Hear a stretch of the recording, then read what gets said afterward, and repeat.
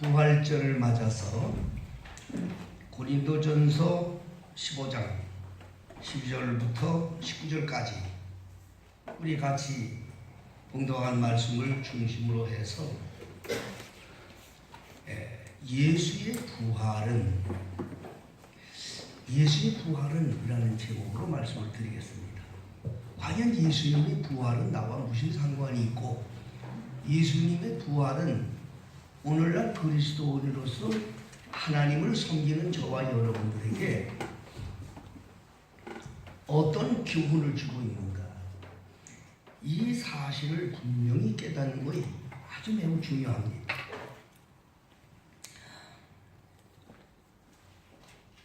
오늘 부활절 새벽 예배 시간에 예수님을 고소한 자들이 누구였는가에 대해서 말씀을 드렸습니다. 예수님을 고소한 사람들이 누구냐? 그 당시에 이스라엘에서 가장 막강한 세력을 가지고 있는 집단입니다. 가장 막강한 힘을 가지고 있는 기관입니다. 뭔가니 산헤드린 공회라고 합니다. 산헤드린 공원, 산헤드린 공회, 공원이 아니라 공회. 이 산헤드린 공회는 어떤 단체냐? 회원이 71명으로 되어 있어요. 71명으로 되어 있습니다.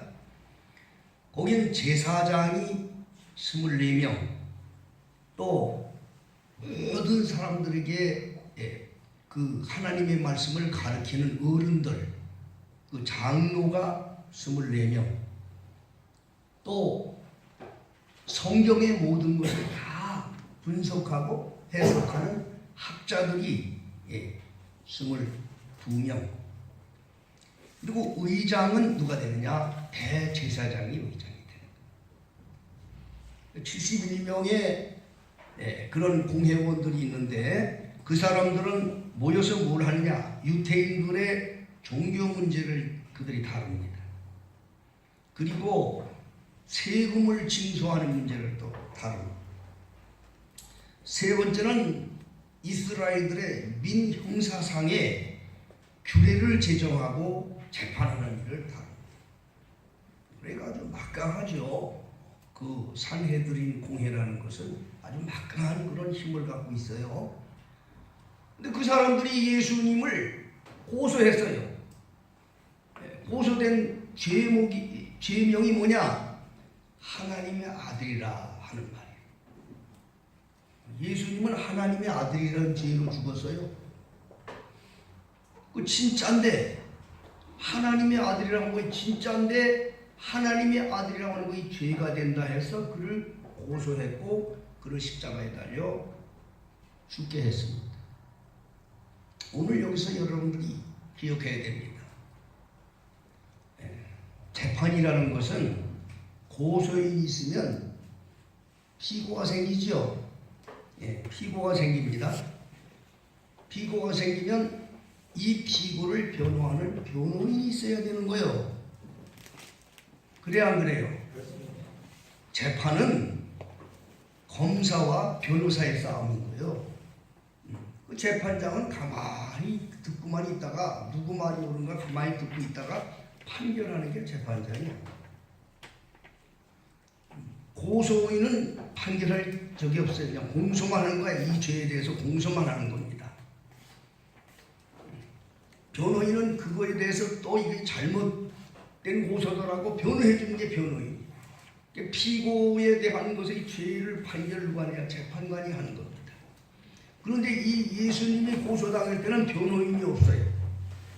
일방적으로 고소했고 빌라도는 그 일방적으로 고소한 그 산헤드린의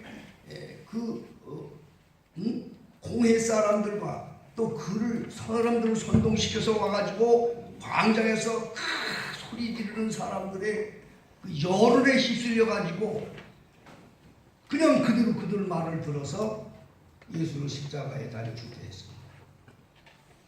그 얼마나 수많은 날들을 그렇게 가진 모략과 또한 흉계를 가지고 예수를 죽이려고 그들이 애를 썼는지 몰라요, 성경에 보면.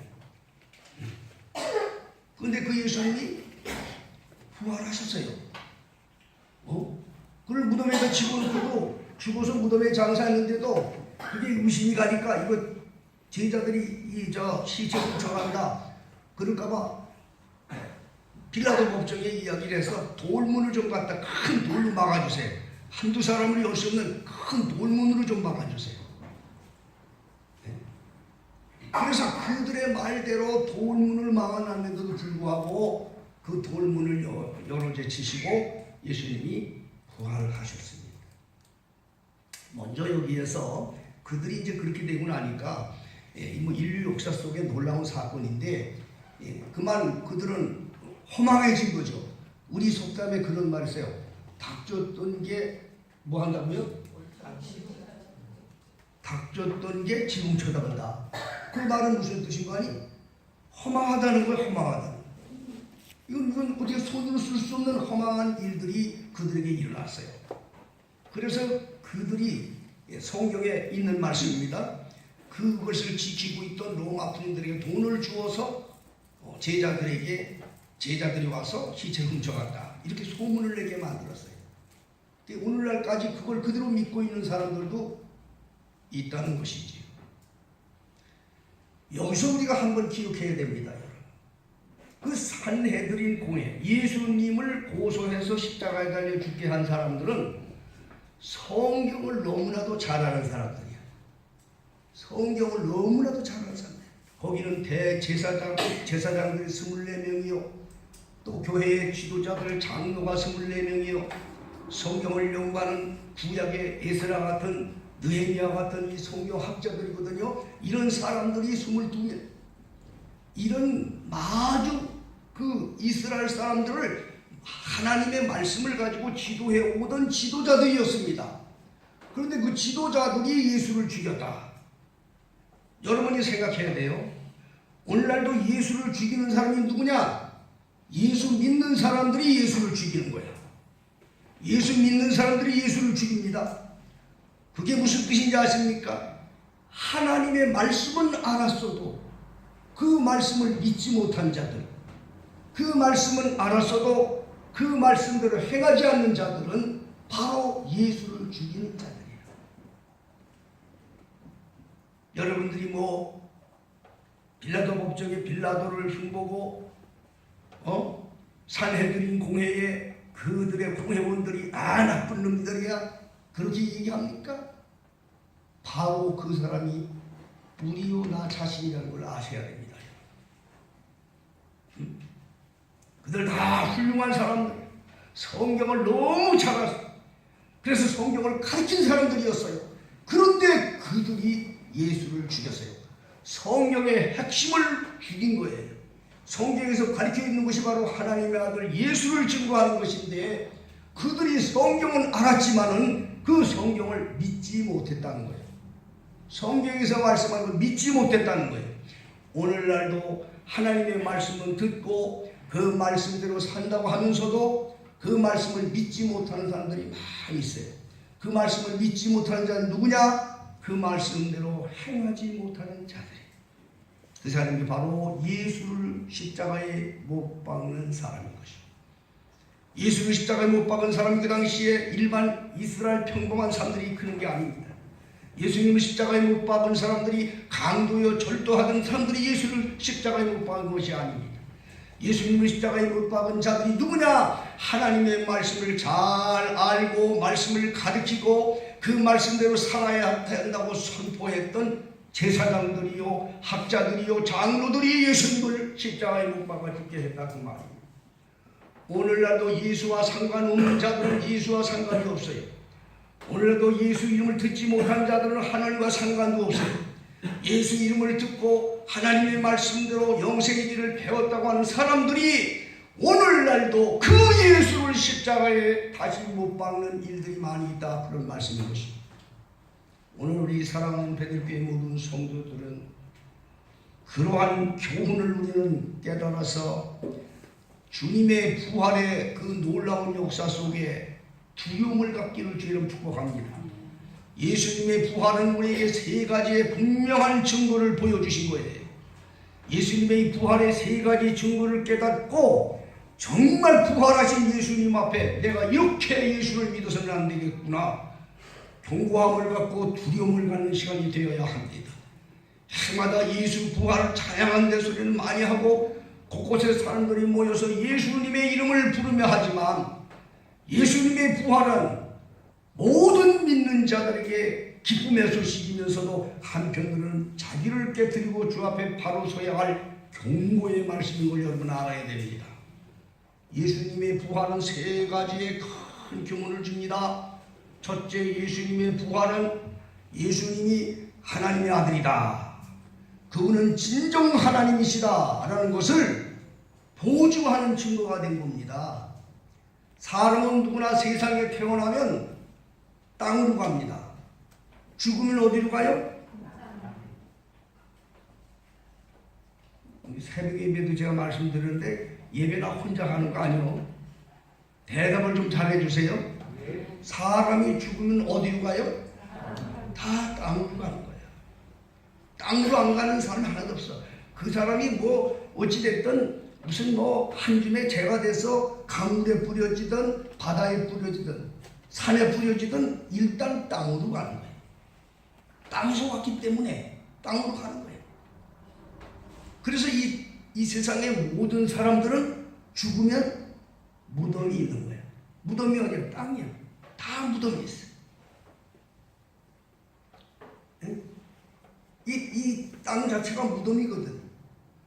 그런데 또 역사 속에 또 그 사람들에게 정신적인 영향을 끼쳤던 이런 아주 좀 세상에 철학적으로 좀 위대하다 하는 사람들, 그런 사람들은 눈에 보이는 무덤을 다 만들어요.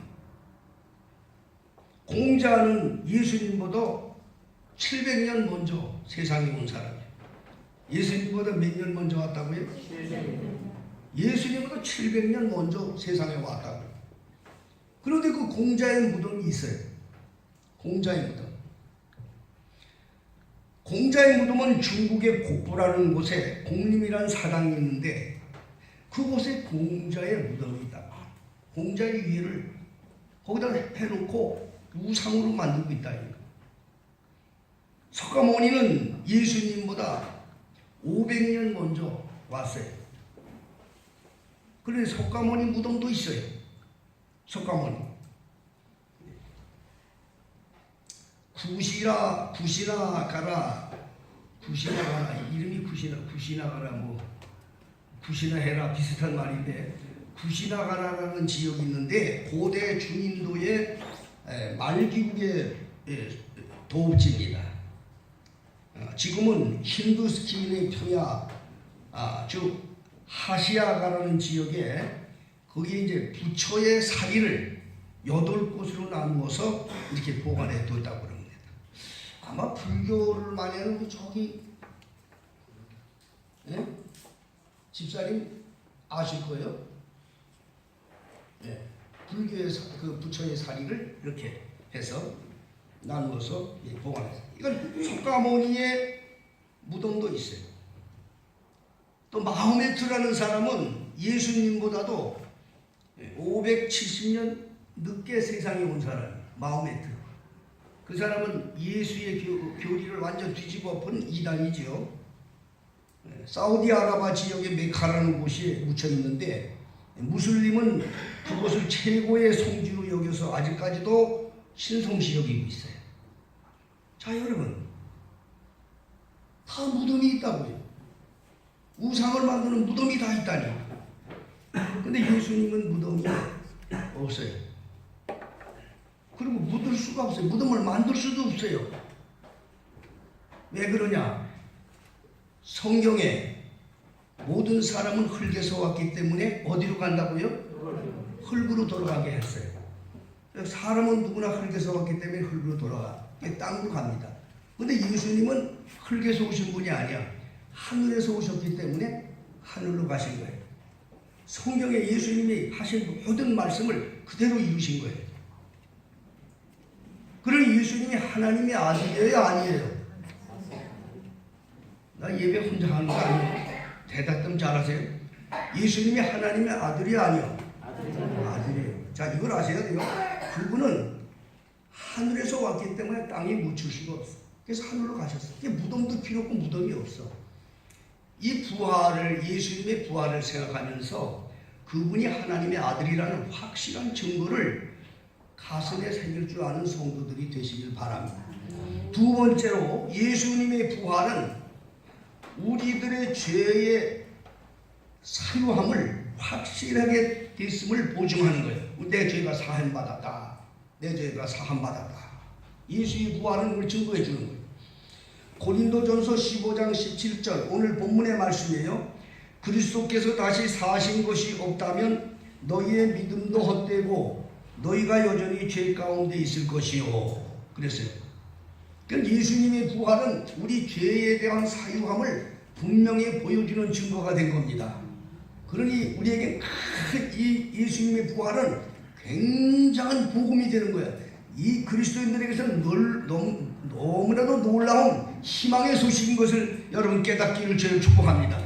부활이 그래서 그리스도인의 가장 핵심적인 그 놀라운 교리가 부활이라는 거예요. 그래서 부활 때문에 내가 죄 사함 받은 것을 증거된다 그 말이에요. 그분이 죽은 채 계시고 아직도 무덤에 있다는 우리 죄가 사해졌는지 뭐가 된 건지 어떤 보장이 없어요.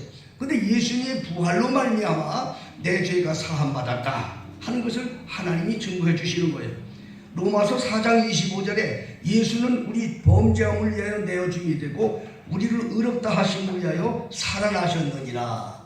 믿는 자들에게 하는 말이에요. 믿지 않는 사람들의 죄는 그대로 있는 거예요. 믿는 자들을 위해서 죽으시고 믿는 자들을 위해서 다시 사셨어요. 죄를 사해 줬다는 증거로 살아났다 그 말입니다. 예수의 부활은 내 죄 사함을 받았다 하는 증거로 하나님께서 그 일을 행하시는 거예요. 이 세 번째 교훈이 중요해요. 이거 잘 들으셔야 돼요. 자, 예수의 부활은 그리스도인들에게 소망이요 생명이요 희망이 되는 메시지이면서도 진정으로 경고가 되는 메시지가 있어요. 그게 뭐냐? 예수의 부활은 세상 끝날에 모든 영혼들을 심판이 있다는 걸 보여주는 거예요. 여러분, 사람이 한번 태어나면 죽습니다. 누구나 죽습니다.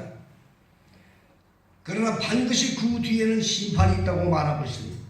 히브리서 9장 27절에는 한 번 죽는 것은 사람에게 정한 것이요 그 후에는 심판이 있다. 이렇게 사람들은 이렇게 할 거예요. 뭐 죽으면 고만이지 무슨 뭐 심판이고 뭐 있어. 아유 살아있을 때 밥이나 잘 먹고 살지 뭐 그거 무슨. 이거는 마귀 사단 짐승의 영이 주는 그런 생각인 거예요. 근데 인간은요 반드시 심판이 있어요. 요한복음 5장 27절로 29절에 보면 예수님께서 또 인자됨을 인하여 심판하는 권세를 주셨느니라.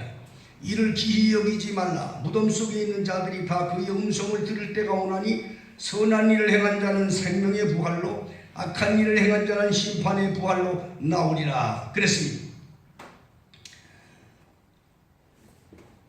인간은 모든 만물을 하나님이 창조하실 때, 창세 전에 하나님께서 이 세상을 창조하실 때의 목적이 있다고 늘 말씀드렸죠, 여러분?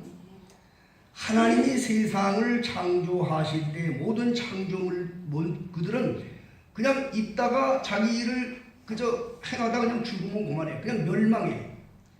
세상은 멸망의 조건으로 만들었어. 자, 이사야 26장 22절을 한번 누가 찾아서 큰 소리로 한번 읽어주세요.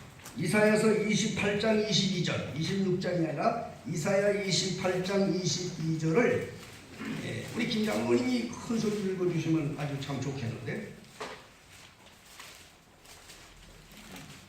이사야 28장 22절. 그러므로 너희는 경만한 자가 되지 말라. 너희의 결박이 무심할까 하노라. 대저 온 땅을 멸망시키기로 작정하신 것을 내가 만군의 주 여호와께로서 들었느니라. 아멘. 자, 세상은 하나님께서 멸망하기로 작정하신 거예요. 그걸 선지자들이 들었단 말이에요. 예? 그런데 이 세상의 모든 만물들은 이미 멸망으로 작정한 거예요. 그래서 마침내 멸망해요. 근데 그때가 언제냐? 죄값으로 스스로 멸망을 당해요. 이 세상은. 거기에 휩쓸려 가는 거예요. 그런데 인간은 말입니다. 창세기 1장에 보면 인간을 하나님이 만들 때 이 멸망할 그런 만물 속에 특별하게 만들었어요. 하나님의 형상을 따라서 하나님의 세계를 불어넣으면서 이 만물을 지배하고 다스리려고 만들었어요. 인간에게. 이 멸망한 세계에 짐승도 있고 뭐 나무고 풀이고 하여튼 이 모든 만물은 그냥 이거는 아무 생기도 없어요. 이 사람들은 천국도 없고 지옥도, 이 피조물들은 천국도 없고 지옥도 없어요. 그냥 다 멸망이에요. 개돼지가 천국에 가면 또 개돼지 있을 거라고 생각하지 마세요. 우리 교회 혹시 그냥 강아지가 좋아서 안고 다니면서 많이 있는지 모르는데 그거 천국에 가면 없어요. 인간은 영물로 하나님이 만드셨어요. 그 만든 목적이 뭐냐? 창세기 1장에 나오는 거예요. 만물을 다스리고 지배하라. 근데 이 만물이 멸망할 만물인데 그 멸망한 만물에 다스리지 못하고 다스림을 받으면 멸망하는 만물과 함께 멸망하는 거예요. 근데 다스려야 되는데 어떻게 다스리냐 말이에요. 이거는 인간은 그 누구도 피조물을 이 땅에서 왔기 때문에 다스릴 권세가 없어. 힘도 없어. 그러나 하늘에서 오신 그분을 믿고 그분과 함께 살 때 만물을 다스리는 능력을 덧입게 됩니다. 그 사람이 세상을 이기고 심판 때 천국에서 영원한 나라를 소유할 수 있는 그러한 귀한 영혼들이 되는 거예요. 이 부활이라고 하는 것은요, 반드시 심판이 온다는 거야. 반드시 와요. 어떻게 심판이 오는지 아세요? 예수께서 말씀하셨어요. 사람이 죽으면 끝인 줄 아십니까? 요한복음 5장에 그렇게 말씀하고 있어요. 선한 일을 하는 자는 영생의 부활로, 생명의 부활로, 악한 일을 하는 자는 심판의 부활로 나온다. 사람은 누구나 다 부활하는 몸이 됐어. 다른 동물들은 부활이 없어. 근데 사람은 부활이 있어. 그 부활이 언제부터 시작됐고 배웠어요? 우리 베들레 성도님들? 창세기에 그 부활의 놀라운 역사가 있어요. 그게 언제인지 아십니까? 하나님의 계획 가운데 다 만드신 거예요. 선악과를 먹음으로써 인간은 부활의 몸으로 변화되었어요. 선악과를 먹음으로써. 그 선악과를 먹고 난 후에 하나님께서 성부, 성자, 성령께서 모여서 말씀하셨어요. 예? 창세기 3장에 말씀하셨어요. 뭐라고 말씀하셨느냐? 이들이 선악과를 먹음으로 우리들 중에 하나같이 되었다. 여러분, 이게 참 성경을 그래서 깊이 봐야 돼요.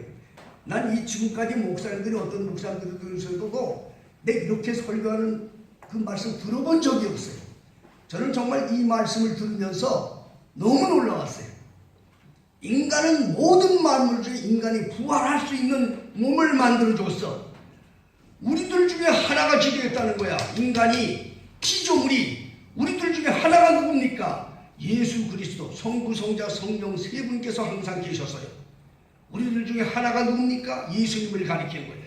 그 당시에 창세전에 아직 몸을 입고 세상에 오지 않았지만 그분은 계셨어요. 그때도 계셨는데 우리들 중에 하나는 바로 예수님을 가리키는 거예요. 선악을 아는 일에, 이 선악을 안다는 것은 이 히브리의 원래 개념에 안다는 것은 체험을 말하는 거예요. 체험을 말하는 거예요. 우리가 말하는 지식을 낸 것이 아니라 히브리 개념에 안다는 것은 경험을 말해요. 선악을 경험하는 일에 우리들 중에 하나같이 되었다. 이것은 누굽니까? 예수님은 죽으실 수도 있고 부활하실 수 있는 몸을 가진 분이에요. 그걸 경험하시는 몸이에요.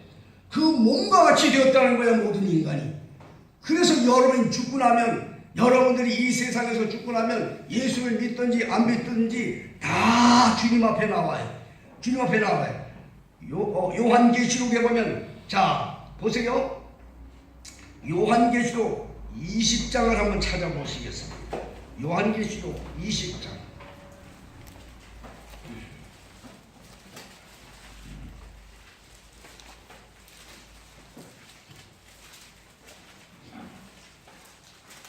자, 요한계시록 20장.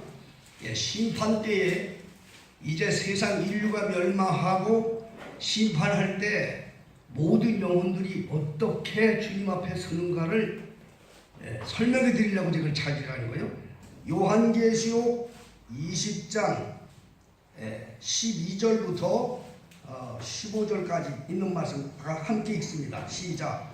또 내가 보니 죽은 자들이 물어내 소하고 그 보좌 앞에 섰는데 책들이 펴져 있고 또 다른 책이 펴졌으니 그 생명책이라 죽은 자들이 자기 행위를 따라 책에 기록된 대로 심판을 받으니 바다가 그 가운데서 죽은 자들을 내어주고 또 사망과 문무도 그 가운데서 죽은 자들을 내어주니 각 사람이 자기의 행위대로 심판을 받고 사망과 문무도 불못에 던지우니 이것은 둘째 사망 고 불못이라. 누구든지 생명책에 기록되지 못한 자는 불못에 던지우니라. 아멘. 이 불못이 누구야?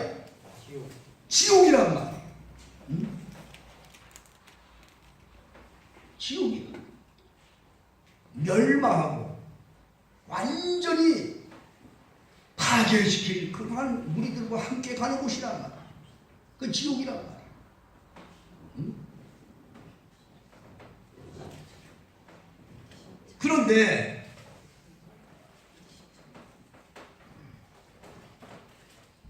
예수님의 부활은 내세가 있다는 것을 보여주는 거예요. 사람을 죽으면 누가 다시 부활한다는 걸 보여준 거예요. 여러분들 다 부활해요. 난 전에 어렸을 때에 주일학교 때 교회에 다닐 때 예수 믿는 사람들이 며칠 후 요단강 건너가 만나리 하면서 그러면서 들었어요. 어렸을 때도 예수 믿는 사람들은 울지 않는다. 그래서 이건 예수 믿는 사람들은 죽으면 부활하는구나. 그래서 그런 줄 알았어요. 그런데 하나님의 말씀을 깊이 묵상하고 또 하나님의 종이 되어서 말씀을 증거하는 주의 종이 되는 것부터는 이게 눈이 보인 거예요. 예수 믿는 사람만 부활하는 게 아닙니다. 하나님이 성령을 불어넣어서 인간을 만들어서 명령을 받고 세상에 온 모든 영혼들은 창세로부터 지금까지 모든 영혼들은 이 땅 아래 있는 영혼들, 하늘에 있는 영혼들 다 다시 그 영이 불름받아 나와요. 바다도 죽은 자를 내줘요. 나가기 싫다도 나가야 돼. 땅도 내가 나가기 싫다고 물에 빠져 죽어서 바다에 빠져 죽어도 그 영혼 바다가 내어준다니까. 나가라. 너 이제 심판 받아야 돼. 나가라. 영혼을 다 하나님 앞으로 주님 앞으로 불러낸다. 여기 있는 걸 다 우리 나설 거예요. 다 주님 앞에 서게 될 거예요. 응? 서게 될 거예요. 예수의 부활을 통해서 훗날에 주님 앞에 섰을 때 내가 심판받는 이 두려움을 가질 수 있는 자가 예수의 부활을 믿는 사람이야. 이걸 믿어야 돼. 심판의 두려움을 가져야 돼. 그리스도인들은 심판의 두려움을 가진 자들인 거예요. 자기 행위대로 하나님이 심판합니다. 행위대로. 그때 승리하는 성도가 누구예요? 예수님과 함께 부활의 몸에 되신 예수님과 함께 부활의 영광과 부활의 승리를 확신하고 사는 사람들. 세상을 다스리고 세상을 지배했던 예수님과 한 몸 된 사람들. 여러분들 지금 세상을 다스리고 산다고 생각하세요? 아니면 세상에 지배를 당하고 산다고 생각하세요? 세상을 다스리고.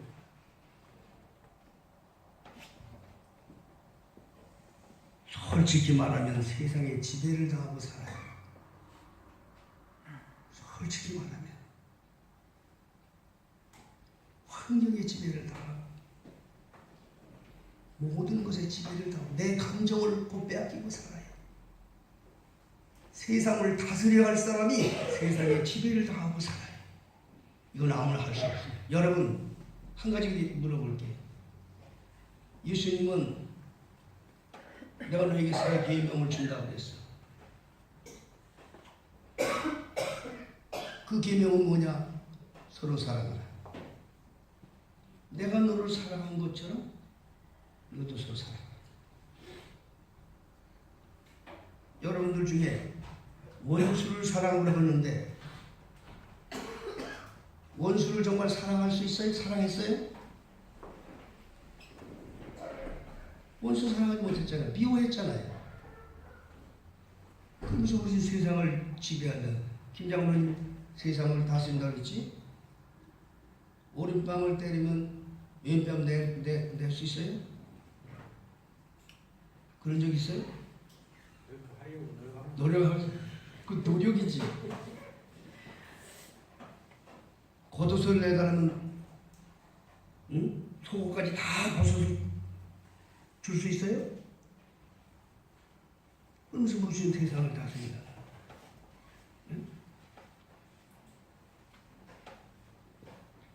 못하잖아요. 여러분, 우리 솔직해야 돼요.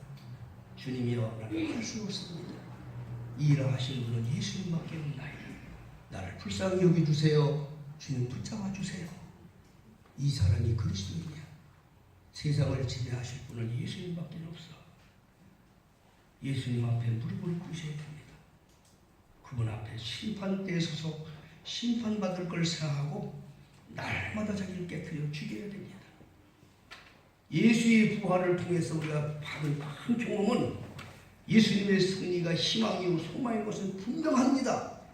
그러나 가장 이 예수님이 명하는 부활을 통해서 우리에게 주시는 놀라운 교훈은 훗날에 심판이 있다고 하는 경고인 걸 여러분 알아야 돼요. 그걸 깨닫지 못하고 위에 있는 소망과 희망만 가지고 박수 쳐가며 할렐루야 사는 사람들은 종교인이지 그리스도인이 아닌 거예요. 예수의 모양은 가졌어도 그들은 예수를 또 죽이며 살아가는 종교인들, 그 당시에 예수를 십자가에 못 박아 죽였던 제사장들, 학자들, 장로들이었다 그 말이에요. 내가 그 사람이라 그 말이에요. 사랑하는 우리 베들교회 성도님들, 예수님의 부활이 주시는 그 경험을 여러분 마음에 담기를 주의로 축복합니다. 가장 중요한 건 뭐냐? 심판이 있다는 걸 보여준 거예요. 내세가 있다는 것은 심판이 있다는 거예요. 부활이 있다는 것은 심판받기 위해서 우리가 다시 주님 앞에 선다는 교훈이에요. 우리는 부활절을 맞아서 주님 앞에 무릎을 꿇고 나 힘으로 할 수 없습니다. 주님만이 할 수 있습니다. 세상을 이기는 분은 예수님 한 분밖에 없다는 걸 여러분 알아야 돼요. 우리는 세상을 이길 수가 없어요. 만일 내가 세상을 이기고 세상을 다스리고 산다는 것은 그것은 그 교만이. 세상을 이기고 다스릴 수 있는 분은 오직 예수님밖에 없어요. 내가 예수 안에 있을 때 내가 다스리고 예수님과 함께 승리할 수가 있어요. 그럼 우리 베들의 성도들은 부활하신 예수님과 함께 사셔서 예수님과 함께 승리하며 세상을 다스리는 종들이 되어서 창세 때 하나님께서 인간을 세상에 보내시면서 명하셨던 그 뜻을 이루라 그 말이에요. 세상을 다스리는 자가 승리하는 거예요. 세상에 지배를 당하는 자는 저주를 받는 거예요. 우리 베들교회 성도들은 오늘 부활절을 맞아서 다시금 주님 앞에 무릎을 꿇고 주님의 능력에 붙들림 바 되어서 주님과 함께 세상을 이기고 사망 권세를 이기고 승리하는 주님 안에 놀라운 은총을 함께 누리기를 주의 이름으로 축복합니다. 기도하겠습니다.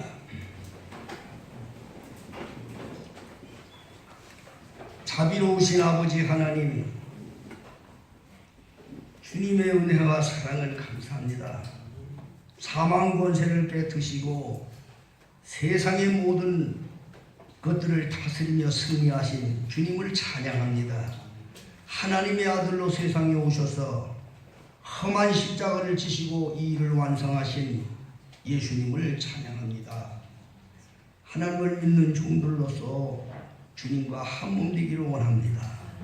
주님의 가신 길을 아버지 하나님과 함께 하기를 원합니다. 예수님의 승리가 나의 승리가 되게 하옵소서. 예수님의 영광이 우리의 영광이 되게 하여 주옵소서.